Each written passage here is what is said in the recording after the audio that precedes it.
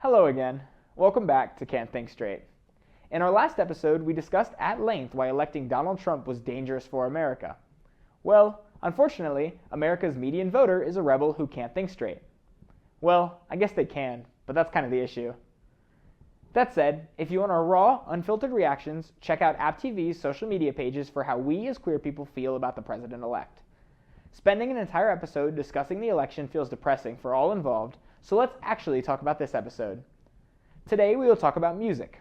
As usual, we will look at this subject through rainbow-colored glasses. We have a lot of fun things planned for this episode, including the long-awaited return of one of our favorite Can't Think Straight cast members. In the words of Wild Cherry, play that funky music, white boy, and let's get right into headlines.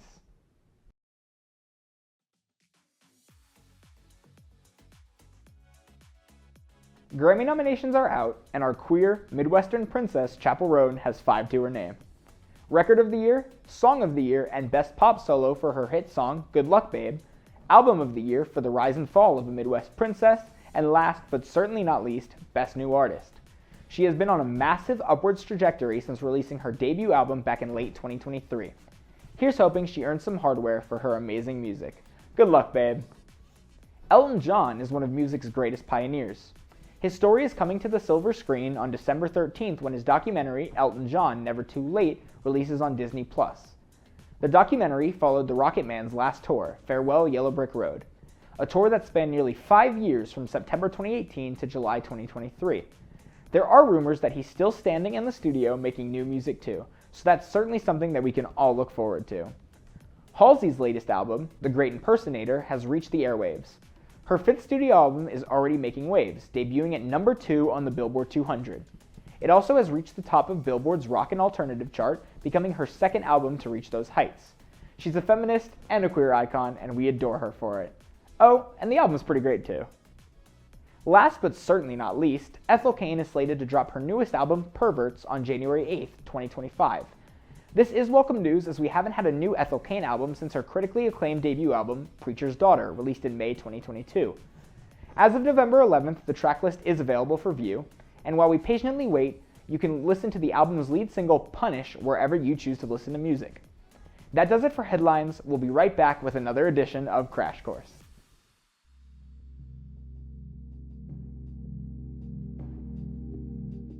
Hey gang, welcome back to Crash Course. I'm your host, Kennedy Madron. And I don't know about y'all, but I love music. It's like very much a little passion of mine. I kind of nerd out when I find new little tunes, genres, artists, and musical techniques. And I actually fangirl even more when I find out that my new favorite tune is also made by a cool queer artist. But queer artists are certainly not new to the world of music. There are so many legends in the music scene that have inspired and changed the current music culture of today. So get your Spotify accounts out, because I know your Spotify Wrapped isn't out yet, and check out some of these artists with me. Are you ready to learn a little something? So we're going to go back to the past and explore the genre of blues. Blues came out about in the 1870s in the Deep South during the time of the 13th Amendment. This genre is heavily linked to the many African Americans that continued to face prejudice and economic hardships as well as oppression during the Reconstruction. Blues is very much linked to Black experience, but blues also holds a place for Black queer women as well. As we venture into the 19th and 20th century, we find that many female blues artists are actually writing about their queer experiences. Some of these artists and their works are Empress of Blues by Bessie Smith and MD Women's Blues by Lucille Bogan. And for a little context on what BD means, it actually is slang for a queer woman. Both of these songs talk about same-sex experiences and queer attraction, and it really paved the way for many other genres to become an outlet for experiencing personal love, and even if it was considered different and unnatural for the time. Now let's head a little farther into the future and make a pit stop at the 1970s and 80s. Often people assume that these 2 decades are where the emergence of queer music became a little more mainstream, and though it is not the first, it is still extremely relevant to our current music culture. The 1970s and 80s were majorly developed by actually the 60s. The 60s paved the way for many of the pop and rock genres we know of today, and through this development came the sexual revolution of the late 60s and early 70s. The 70s are often known for the disco kind of culture around it, but many people don't know that disco culture of the 70s is heavily influenced by those black queer women of the blues and jazz communities. There was also a rise of electronic dance music and house music in the 70s, which was often popular with many underground queer clubs, especially in ballroom culture. For those who don't know what ballroom culture is, it is where many trans and queer people could come together in the name of queerness and art to compete against different houses. Houses referring to more of a queer kinship and friendship oriented rather than this biological family that we're used to. Gender and sexuality were definitely more upfront than ever in music history at this point in time. And this happened through many artists like David Bowie, Prince, Grace Jones, and Freddie Mercury, who truly paved the way for the queer music culture. The punk rock music scene also established itself as a genre about defying social norms and questioning authority. Many queer artists and music lovers flocked to this genre for this reason, because so many were just wanting to be themselves and the current social norms were just too dangerous in a place to allow for such queer identities to be accepted. Now as we head into the 90s, 2000s, and 2010s, we start to see a common realization in music about queer vocal voices and performances. Alternative music was welcoming of many queer voices in the 90s. B-52 was very vocal about the AIDS epidemic of the 80s and early 90s and continued their pursuit of activism. The 2000s music was quickly laying the base work for queer anthems. A couple queer anthems that the LGBT community has claimed are Just Dance by Lady Gaga and Bad Day by R.E.M. And of course, Katy Perry, I Kissed a Girl. The 2010s was the decade for the official legalization of same-sex marriage in the United States, which meant only more music started to come out celebrating this momentous stride in gay rights. The 2010s decade was certainly the time for many queer pop stars. Many artists like Hayley Kiyoko and her songs Girls Like Girls and Born This Way by Lady Gaga and so many others. And the 2010s have also paved the way for what we like to call bedroom pop. Now that the quality music recording equipment is more affordable, more and more underground artists are making music, hence bedroom pop. This means more representation in the music scene and music culture itself. It is definitely no secret that queer music has recently exploded in the 2010s, with big queer artists like Chappell Roan, Renee Rapp, Orville Peck, Ethel Cain, Tyler the Creator, Tash Sultana, Conan Gray. There are just so many names out there paving the way for many queer people to see themselves in not only the song lyrics, but also up on stage. Let's look at somebody who has been everywhere recently, and that is Chappell Roan, the most popular name, like right now, like hot to go. You ever heard of that one? Yeah, it's everywhere. Well, Chappell Roan has so many Grammy nominations and awards like Best Album of the Year, Best Record of the Year, Best Song of the Year, Best Solo Performance of the Year, and so many more. She has sold out stadiums at Lollapalooza where her crowd was larger than the actual headliner. She recently appeared on SNL and, like I mentioned before, her song Hot to Go is everywhere. HOTTOGO, baby. On Spotify, she has a whopping 43 million listeners, and she doesn't hide her queer identity at all. And I think more and more of the younger generation is recognizing the power of authenticity, and that is truly encouraging for all the queer folk out there. Well, now you know all of the consolidated but deep roots of queer influence in music, and how that influence has truly created the music culture we know of now.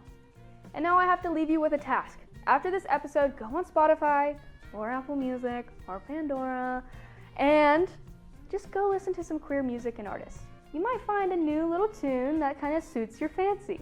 That's it for today's crash course. I'll catch you next time. Bye!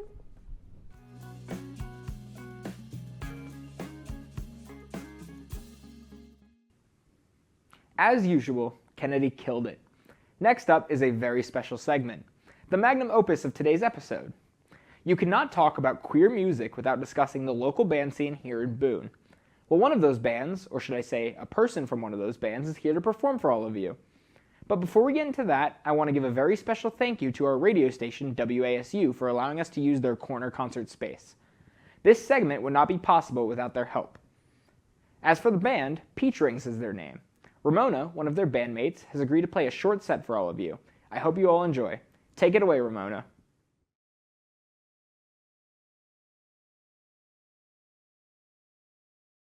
Hello everyone, welcome to Corner Concerts. My name is Nicholas Ergone.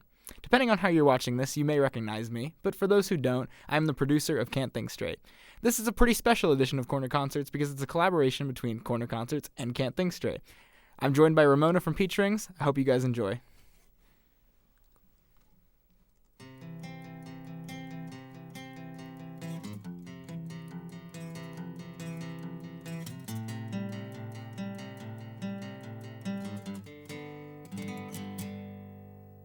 Drunk in your bedroom, I don't even know you, and you don't know me at all. But who am I kidding? I know all about you, and I don't want to let you go. So I'll lay around replaying all the memories so you fade out in technicolor forevermore. I guess you wanted more. I haven't texted my friend Diane. Tell me when you get this. I take my medicine and lace my boots up. These days feel out of control. Don't know what I wake up for. Like around this neighborhood I used to call. And if you lost your soul and your body is gone suspended in liquid, and if you let her go, do you know who you are when nobody's watching you?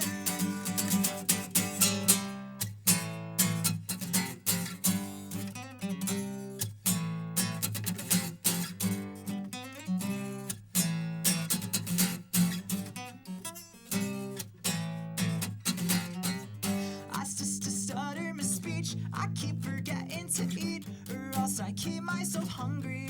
So you'll think I'm pretty and you feel so out of reach. I just wanna go to sleep, 'cause I can be who you wanted, but only in my dreams.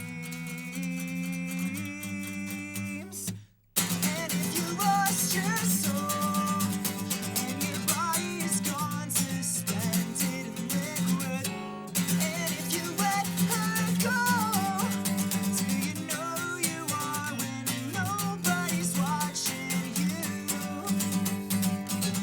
Oh, oh, oh.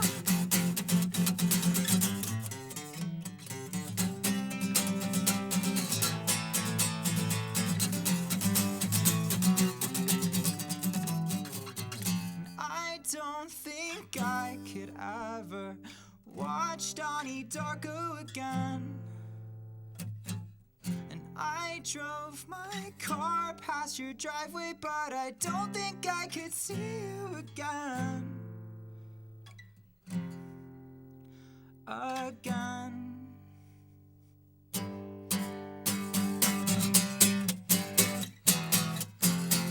Don't talk to me. Just let me sleep in a hazy maze of speed runs and bloody knees. Don't talk to me. Don't wanna see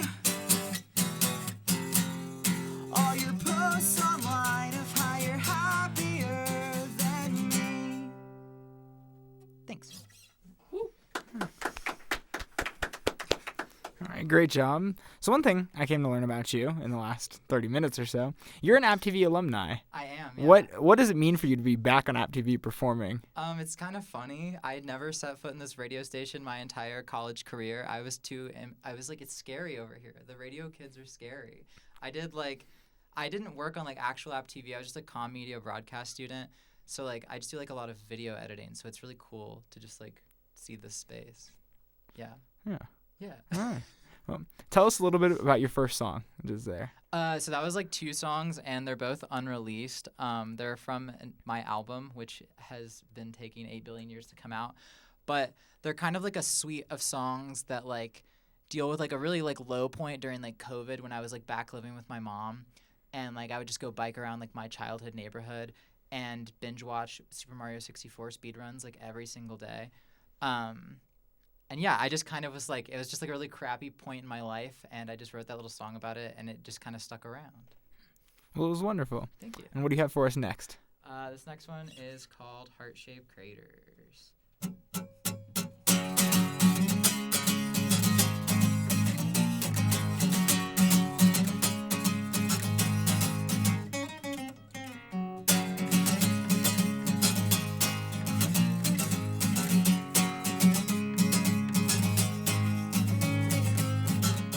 Do my hair 100 times, 'cause you know that I'd do anything if I could catch your eyes and make you mine, giving you all of my time, glancing out my window hoping I can see you smile, just let me know. Heart-shaped craters, I carve you in the planet's surface, cut me open and drain out all my blood. I've been dying for all of your attention, baby, but I'm never enough. It's never enough.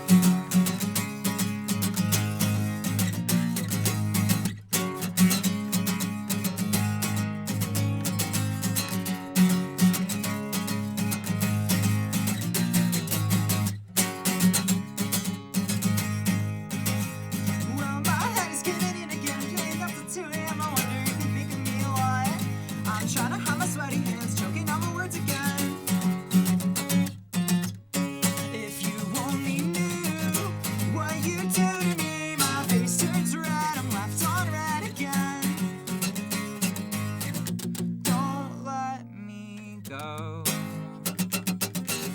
Heart-shaped craters, I carve you in the planet's surface, cut me open and drain out all my blood.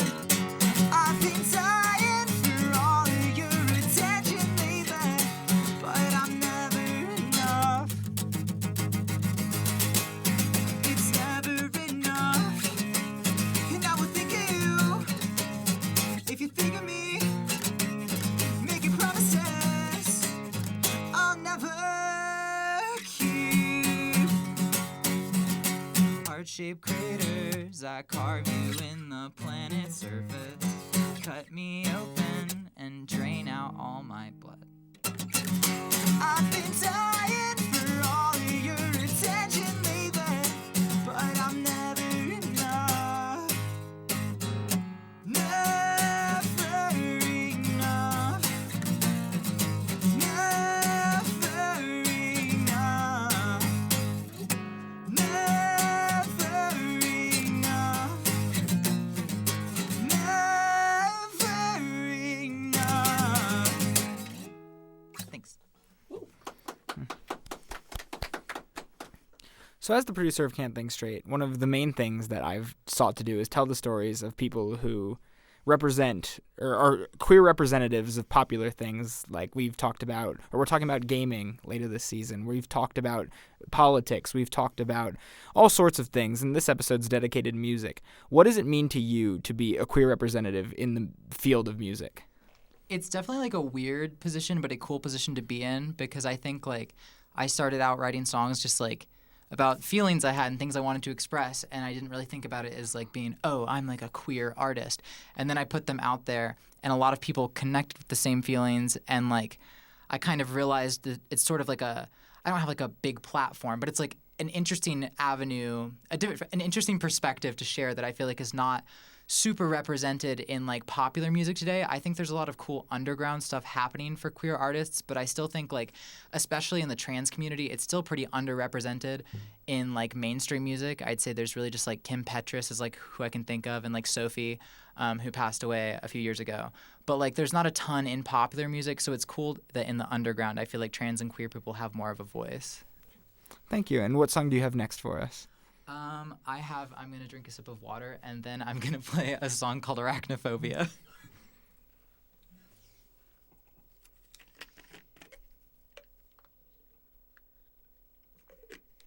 It's very humbling to be watched drink.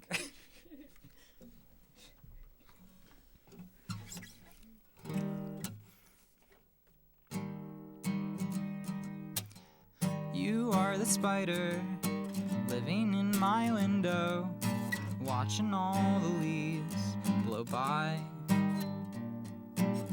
We built a web to last the winter, this autumn love that we left behind. You spoke to me in last night's dream. Knew it was you, the taste of salt and your tattoos. And you said, look how I'm forgetting you. Last year in Marion Bod, you were my everything. You tied me up, so stupid in love, and to you, I was nothing. You kept me waiting, you kept me warm, but those days are gone, freckles peeling off of our shoulders. It keeps getting colder in our web alone, waiting for a bite.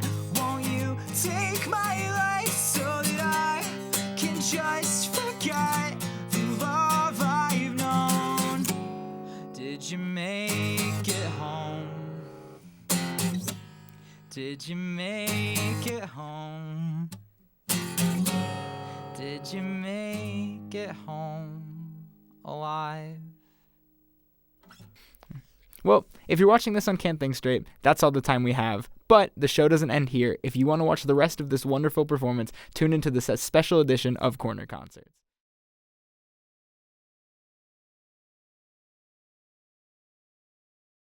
Okay, everyone.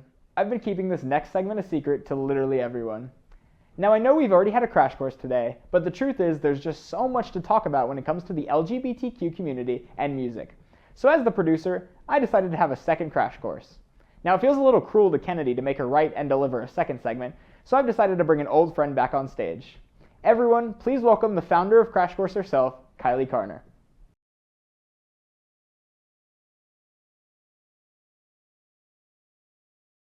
Experimentation, inclusion, and liberation. These three things are fundamental parts of queer culture and of electronic music. My name is Kylie Carner, and welcome back to Crash Course. Today we're going to be discussing queer representation in electronic music. When you think of electronic music, you may think of EDM. Maybe you think of raves or techno music. But it's so much more than that. What you don't think of is queer, Black, and Latino artists, and that is who created and shaped these genres.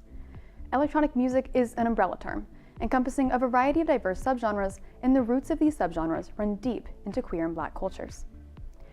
Electronic music first emerged in the late 1960s. Disco music emerged in the early 1970s from the underground gay club scene in New York. Before it was popularized by the Bee Gees and white communities, disco had characterized Black, Latino, and gay nightclubs for years. Once it was popularized, fear grew amongst straight white conservatives that their culture would be displaced by the cultures that were growing more popular through disco. In fact, there was a disco sucks movement that tried to interrupt disco events through hatred and intimidation. It, of course, was unsuccessful, and as put by Nexus Radio, disco evolved where the disco sucks movement died. As these genres grew in popularity, their Black and queer beginnings grew to be overshadowed, but their space for expression that they created still played a significant role for the queer community. Around the same time, house music was growing increasingly popular in the underground scene in Chicago. Nightclubs like The Warehouse served as spaces for the Black, Latino, and queer communities to express themselves. House music was born from merging elements of disco, pop, funk, and hip-hop. Part of why house music was so significant was its role in club culture. During the 70s and 80s, while queer and minority individuals were heavily discriminated against and society was still not widely accepting, nightclubs were one of the only spaces that were open to people of all identities. Forms of expression like drag took off in these spaces, where people could use clothing, makeup, and music to celebrate their identities and to challenge societal norms. Meanwhile, in Detroit, the period of economic hardship as a result of the auto industry's decline fueled the beginnings of techno as a genre. Many factories closed, resulting in high unemployment and a population decrease. The crisis in Detroit created a sense of community, and there was a need for self-expression, resilience, and creativity. As a result, young musicians in the area created a subgenre of electronic music called techno. And spaces like the Music Institute provided a place for people to draw from the technological landscape in Detroit and to create something beautiful from it. Now, the issue of Black, Latino, and queer artists being overlooked in the genre is widespread. The creation and shaping of these genres can be credited to these communities, but many of their legacies remain forgotten. Like any other topic where queer people were incredibly influential, acknowledging the origins of these genres and the role that minorities played in the shaping of electronic music is very important. Now, one electronic artist who is a fantastic example of queer representation in electronic music is Sophie. To say the least, Sophie was a pioneer. She practically paved the way for hyperpop to be as popular as it is today and influenced the genre heavily. Sophie was a transgender woman and an inspiration to many. Sophie took abstract ideas of the trans experience, like expressing your identity, ignoring boundaries, trying new things, and she conveyed them through her music. When asked what music should be like, she answered, "It should be mind-blowing. Every single thing you hear should feel like you've never heard something like that before, like it makes you feel alive in a new way, like it makes you feel reborn." This innovative idea of what music should be about is evident in every project she was a part of. Now, aside from basically inventing hyperpop, she was also extremely influential on other artists as well. She produced songs by Madonna and Vince Staples and Charli XCX's Vroom Vroom in 2017. Charli's Brat album, released in June of 2024, is influenced by Sophie's style. Sophie tragically passed away in 2021 at age 34, and her legacy has forever impacted electronic music. Electronic music is, and always has been, an incredibly important outlet of expression for the queer community. It has historically been a space for experimentation, expression, and liberation. It's a community where queer voices can push boundaries and tell their stories. The role that Black, Latino, and queer people played in the rise of electronic music was so deeply significant. And while it's gained popularity across all races and sexualities, and a lot of the most popular artists today are not queer or people of color, it's important to recognize the role that queer people of color played in electronic music's beginnings. So the next time you hear some house music, techno, disco, hyperpop, or any other subgenre of electronic music, just know that it wouldn't be what it is today without queer voices. Thank you so much for tuning in to this episode of Can't Think Straight.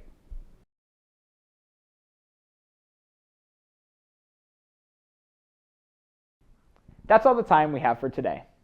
Thank you all for joining us on this musical journey. It has been a pleasure to have you. I hope this episode can distract you from all of the craziness happening around us. That's a wrap for another episode of Can't Think Straight. I will see you beautiful people next time. Much love.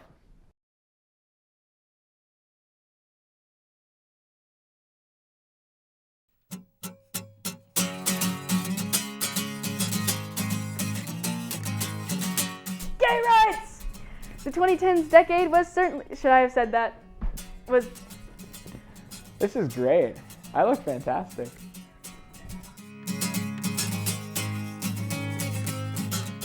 Do my hair 100 times, 'cause you know that I'd do anything if I could catch your eyes and make you mine, giving you all of my time. Yeah! Hello, for those of you who don't know me, I'm Nicholas Ragone, and I'm the producer of Can't Think Straight. Yeah!